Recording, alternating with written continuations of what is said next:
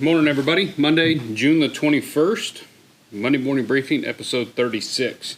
A couple things real quick. Last week, remember, we did not have a podcast, but we will have one this week. If everything goes well, we should have one. We did an interview over the weekend. Got one kind of penciled in there and scheduled up and done. We've got a bunch more scheduled for this week interview-wise, so we should be getting back on a little roll here. Like I said, summer's just kind of throwing stuff off. Everybody's on vacation, running around, doing stuff. But this week's going to be pretty good if it comes out on Thursday, so expect that sometime maybe Thursday, Friday, depending on how the week goes, maybe even Saturday. We'll just kind of see how it goes. But sometime around there, we should have one this week. So Lost Trade will be back on this week. Get to my notes. So last week, as far as in the shop, we got quite a bit done. We ended up wrapping up, the man brought the buckhorn bag back to me, and so I was able to kind of finish shooting a little bit of that and getting the intro done and stuff like that. So we got all that done. He loved the bag. We talked a little bit about adding some stuff to it that he wants. That's just some accessory stuff for his type of business, and they're not really substantial for the bag, but for him personally. So we may do a few things like that. But I got the pattern pack completely finished, got it finalized, got it sent off to the printers, and they are working on that now. In fact, they may deliver. They're pretty quick over there. They're pretty fast. They may deliver those either today or tomorrow, maybe. I'm expecting them. Remember, that is only going to be a printed pack right at first, just because the digital file is so large. The pages for this pack are 36 inches by 48 inches, so 3 foot by 4 foot. Very large pieces of paper, and I don't have the tech skills to be able to walk you through trying to print these out now. But printed packs, we will get those in and get those on the website. The video has been started, so the video, I'm hoping by the end of the week I can have that video out with the pattern packs. Everything will go. So if you've been wanting to build the buckhorn bag, or what we were calling originally the messenger bag or Pony Express bag, that video will be out towards the end of the week, and you can certainly get those patterns and get to building those. In the pattern pack, really, there's not a lot of tooling on that bag. There's just those accent panels, one on the bottom of the front flap, and then one on the trim piece of the pocket on the back. And so, but I did do 5 tooling patterns, one of which was on the bag that you saw in the Monday videos up until this point, and the other 4 are just kind of new patterns that I drew for that bag. I think there's a couple of them where you can put a brand in there, but the rest of them are just, you know, if you want to add a brand, you'll have to kind of adjust that. But it's a pretty cool pattern pack. I'm really happy with it. I can't wait to see it in person to see how everything came out, but as far as getting the dimensions and everything, it was much easier on that larger format. So with that being said, I have another rope bag to build, so we will be starting that. I'm probably going to cut that out today or tomorrow and start building that. We've already done a video, so if you've been wanting to make a rope bag, we do already have a project video on a rope bag. The only thing it doesn't have is any kind of pattern pack. That will change soon. I will probably make a pattern pack as I build this next bag and go ahead and get that made up, and then we'll do a little update on that video so that if somebody watches it and wants to get a pattern pack for that, they can do that. I don't know how many tooling patterns are going to be in that particular pack because it's so large. It's a lot of drawing because they're so large. It'd be the same as the buckhorn bag. If I was to tool or draw a pattern for every piece of that bag, it would be quite a substantial deal. But we may do something like that, something that large. I may do separate packs where we do one particular floral pattern, and that's what the bag's going to look like. And then we'll do a whole nother pack with a different pattern later, and just kind of add to that collection or that archive of patterns on our website to where you can pick a certain bag and buy that pack, and it'll have all the tooling patterns to make it look like that. Wallets and stuff, it's easy to come up with, 8 or 9, 10 different patterns and stuff, but when you get to something that large. But anyway, I'm excited about that. We got another rope bag order, so we're going to get that going. I've also got a rope can that we've got to build. And we've got some rope cans coming. They should be here probably tomorrow. We may start carrying a few rope cans. We're just going to have to kind of see. We may have a little dealership thing in the works maybe, or maybe we can carry those in the store for any of y'all that are looking for them. They're not really that hard to find, but sometimes people are out and stuff, and we usually use only one size, which is the medium size, and then as far as colors, we usually use black and a few of the turquoise I've used in the past and stuff, but they have a few different colors of the ones that we like, the ones that everybody likes. So we'll just kind of wait and see. I'll update you on that if we do end up carrying a few of them in the store. But I'll probably do a pattern pack on that as well, because rope cans are very popular, and they sell well, and people really like them. So if you've got a need for that, we'll hopefully have that coming at you here pretty soon too. Last week was busy in the shop, like we said, but it was also busy just personally. Claudia had to meet the farrier and take the horses with her to go get their feet done and all that stuff. And then we had, a couple of weeks ago, we had taken the cows in and got them all preg checked. Olivia show heifer is bred, and out of the 3 cows that we're kind of just building our little show herd with, 2 of them were bred and 1 of them was open. So we ended up having to take her back this week to get bred. We took her back over there to that friend of mine, and he took care of her. So she had to run her over there and then run back and pick her up and getting feed and stuff. She was running around. But usually that's not an issue. Claudia can handle that stuff all by herself, no problem, especially now she's got 2 little helpers with her all day long that aren't in school. But what ended up happening too at the house was our pump went out for the well. We had a couple days there of kind of some hiccups in the well and didn't know what was going on. Then I guess it was Thursday or Wednesday night, it went kaput, it quit, and so we had no water. And so we're like, man, I really thought maybe it was something having to do with the freeze or whatever. But we called a local drilling company here, and those guys came out Thursday afternoon, and I can't say enough good things about these guys. They got there, assessed the situation, and knew they had to pull the well. They pulled it. In about 15 minutes, they had that well out of there, and that pump was just, it was old. It's probably a 25-year-old pump, and it was done. So they dropped a new one in there. Everything went good, and we're back online. So we were kind of scared there for a minute, just because you never know when you have an issue with a well, if you're gonna, have to re-drill a well or do something like that. I don't know a whole lot about wells, but luckily it was just the pump. They got us fixed up, and we were back in business. So everything's been good there. But that took up most of my day on Thursday, because I had to be out there because Claudia was running errands and stuff, and so I had to be out there with the guys, just kind of be there, turn on breakers, stuff like that for them, do different things. But we got it all back together, and then this weekend obviously was Father's Day, so I worked all day Saturday. Claudia and the kids went to a couple birthday parties. I actually went to 2 or 3 different little birthday parties this weekend, so they were busy running around, and it gave me one full day to kind of catch up from Thursday in the shop. And so I got a lot of stuff cut. A lot of cleaning done in the shop, organizing, just kind of prepping for this week, because we've got a lot of projects going on, and so that was nice. And then Sunday I worked in here just a little bit, not too long, and we just kind of hung out and did some stuff at the house for Father's Day. But I hope all of y'all had a nice Father's Day weekend, and now it's Monday and we're back at it. Real quick, last week, one cool thing was we did get, if you follow us on Instagram, you probably saw, we did get our dies in for the Wristlet Purse. So this is a video that we've already done. We did this video a couple of years ago, probably maybe 3 years ago, and it is for a simple little wristlet purse. It's just got a zipper. It's just one little kind of envelope style pocket, and then a little wrist strap. I have seen a lot of people make this purse off of our patterns and have done fantastic work as far as modifying this and changing it and kind of making it their own. I've seen people make these as crossbodies and put a D on each side and do a nice thin crossbody strap. I've seen people add fringe to them, different tooling patterns, different material, different leathers. I even saw somebody make these one time that I thought was just, that's a great idea, but for, of course it was back before COVID and everything else, but going to big events, big game events, concerts, stuff like that, apparently ladies, you can't carry a purse in places like that for some reason, and so you've got to have a clear bag of some sort to where they can see what's in it. And somebody had made these with the clear vinyl or whatever it is, the plastic, and then just tooled these little tabs, but this was a clear plastic, and I thought that was pretty cool. Hopefully they did well with those, because that was a great idea just for people going to concerts or events. But anyway, we got the dies for that. And we got these from Texas Custom Die. I think I mentioned last time on the last set of dies we got who we use, but this is the first time I've ordered a lot of dies for different things that we make, just because it's the first time I've had a clicker in my shop. But we have used a clicker much in the past. When Court Saddlery was in business in Bryan, we would use their clicker. Tony and I are really good friends, and he would let me come in there and use that. So I had dies for a long time from this same company for different little rig catchers, hobble straps, my knife sheath, things like that. I had a few dies made. But Texas Custom Die does a really good job, very quick turnaround. This last set I sent them the patterns, emailed it to them. They said, they sent me a proof back kind of to make sure they had it exactly right.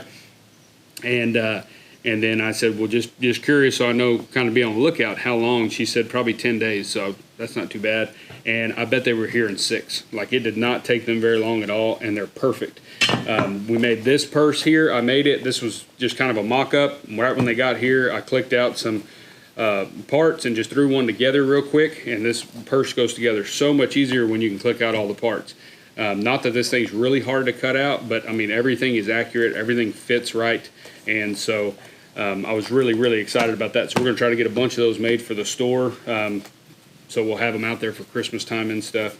But went ahead and cut out a few. I may end up offering some, I will offer some material packs. I just don't know how we're going to do it yet, because I don't have a ton of chap leather in here at the moment, so I might have to order a specific color that I like and that kind of deal, and then click a bunch of them out. But we will do a material pack here soon on the website. Be sure and sign up for the Leathercraft newsletter if you want to know immediately when those are ready on the website, and we'll send an email out when we do.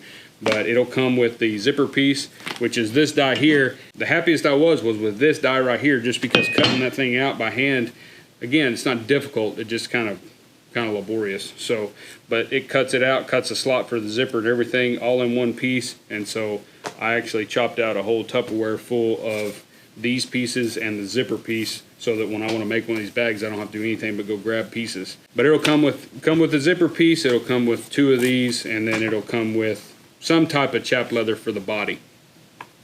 The thing to remember, if you are building these little wristlets and you already have the pattern pack, because we do have a pattern pack, digital pattern pack available for that, but if you're making these, you don't always have to flip them inside out. This bag here is, as you can see, the seam, we sewed it inside out after we sewed the front and back panel on and the zipper piece in.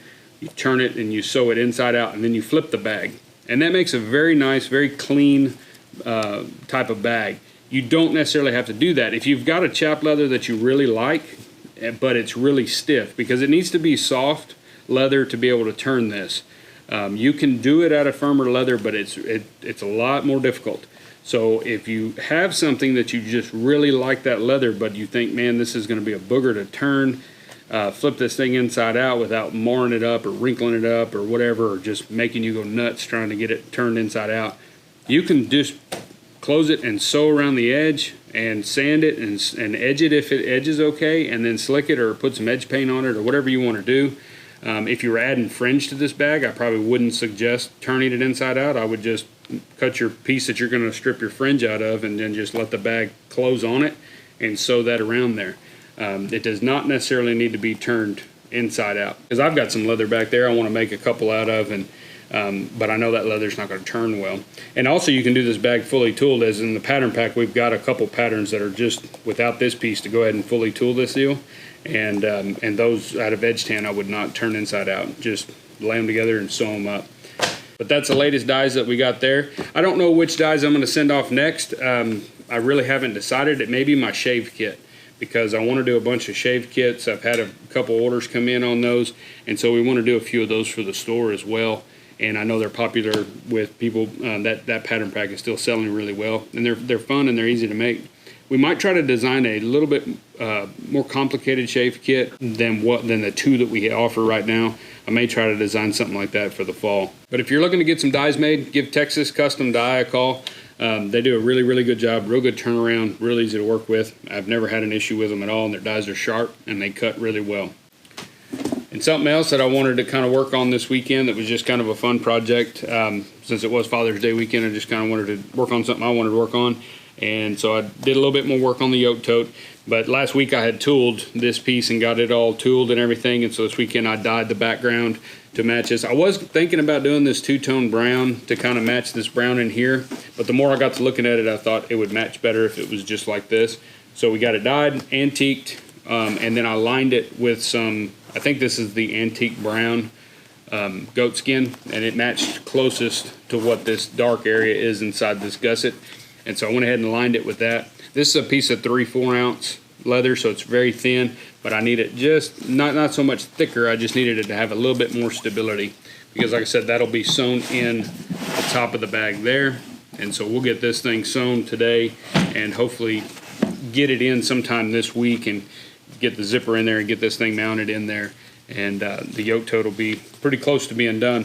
Like I said, we are shooting video of that, so I'm trying to remember, because sometimes I get to working on it and I forget that I'm supposed to be filming what I'm working on. So hopefully I got everything in there to be able to make the entire video of this bag, but I'm sure it did. So, but made a little progress on the yoke tote. Last week too, I was able to get out one extra video, and I just had a little bit of time. They were out running errands, and I thought, and I had somebody had emailed me about a while back, maybe a couple weeks ago, about doing a video on saddle parts, like what are the parts called when you're looking at a saddle.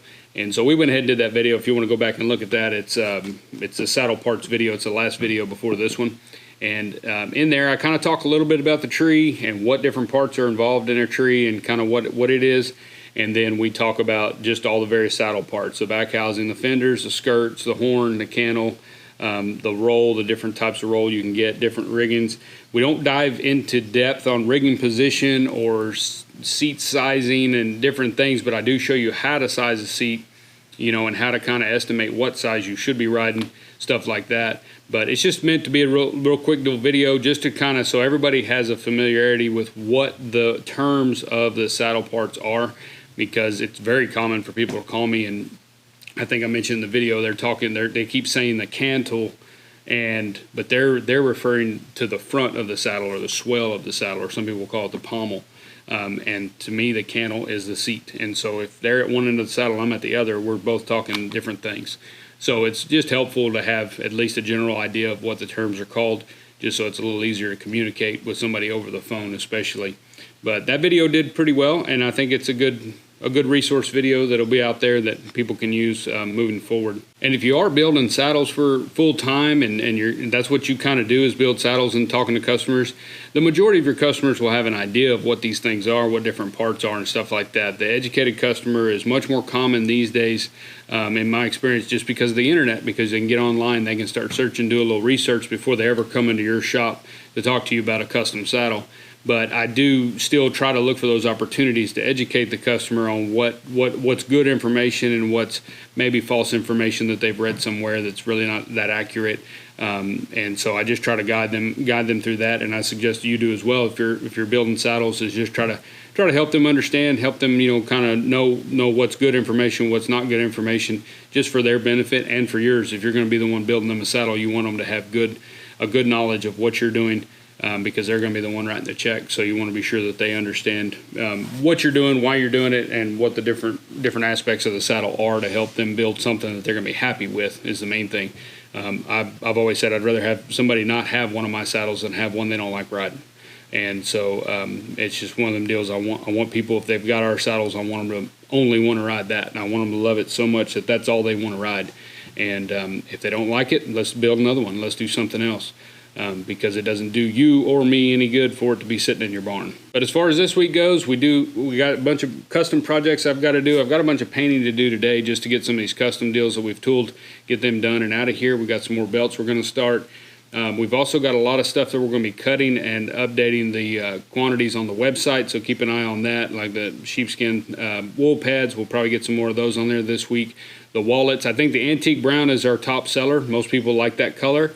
And so we got a new shipment of that in, so we'll be updating that as well. If you've been wanting some of those wallet material packs, we'll have some more of those on there too. I'll probably be adding a new color too. I ordered 3 skins of a different color. It's another shade of an earth tone, kind of in between the antique brown and the chocolate. It's not quite as dark as the chocolate, so we'll add that on there as well, and kind of go from there. And like I said, hopefully I'll get some of these purses cut out and added on there. I'm not sure. Like I said, I just got to see how many colors I'm going to have, because it's not worth putting one of them on the website, so we might just do those over social media or something like that. But as far as the belt material packs, there are still some belt material packs on the website this time, so we are not completely sold out, and we may be cutting some more of those probably in the next couple of weeks. We'll be cutting some. We are getting ready for the show in August that will be in Waco. And so we'll be at the Heart of Texas Leather Show. I think that's the name that they're calling that. and it'll be at the convention center. So we'll try to be there. I will bring whatever material packs I can put together. I will bring with me to that show. We'll also have whatever pattern packs we can get printed and made up, and different products and stuff there. But mainly we're going to be there. We can hang out. We'll have a place to hang out there. We can meet, and we're going to teach that class on Thursday that is sold out currently. But we'd love to meet you if you come out there. But also, as we're going out of June, we're getting into July. July in Moulton is a big month because they have their annual Moulton Jamboree. It's a big festival. They have vendors and a barbecue cook-off, a very good barbecue cook-off. They've got all kinds of stuff going on at the park. I'm going to be going there. My wife's got a horse sale at the end of that week, right before the Jamboree, but she'll be back Friday or Saturday morning, and then we're going to go over there and hang out all weekend and just kind of enjoy the festivities. They'll have all kinds of stuff going on. And there's a rumor that there's a mullet contest. Supposedly I'm involved. But we'll see. But hey, I really appreciate y'all watching. That's really all I got for you this week. Be sure and sign up for the Leathercraft newsletter at our website at dgsaddlery.com. And like I said, if you haven't already, check out Lost Trade Podcast. You can find that on Apple or Spotify. And we should have a new episode come out towards the end of this week. Otherwise, we'll see y'all next week in the Monday Morning Briefing.